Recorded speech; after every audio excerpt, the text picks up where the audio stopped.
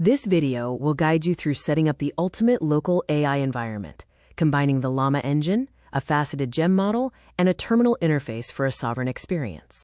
Unplugging from the cloud guarantees total data privacy and zero API costs. We will assemble a 3-tier architecture locally, using the Ollama engine, Gemma 4 model, and OpenClaw interface.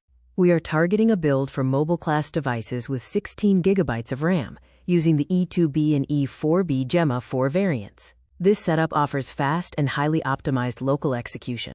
Phase 1. Install the engine.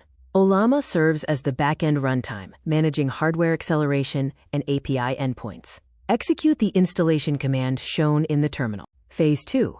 Pull the core brain. With the engine running, pull the specific Gemma 4 variant, in this case, Gemma 4 2B. The first run automatically triggers the local download. Verify the terminal output by testing the raw engine. Type a prompt like "Hi." The model will display thinking before generating a response. Type "ndataspy" to exit. Phase 3. Build a configuration bridge. OpenClaw acts as the front-end interface. Use the "OpenClaw configure" command to bind OpenClaw to Ollama's local port, establishing a secure bridge. Isolate the active model. In the configuration wizard, ensure OpenClaw strictly defaults to the new Gemma 4 installation. Select Gemma 4 E2B, then confirm to continue. Restart the gateway to commit the new configuration. Then, launch the dashboard to move from the terminal into the browser-based user interface.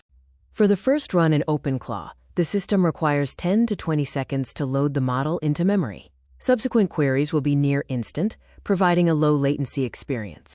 You now have a sovereign AI environment that is 100% free, 100% private, and offers zero latency. This fully autonomous, offline AI capability is ready for use.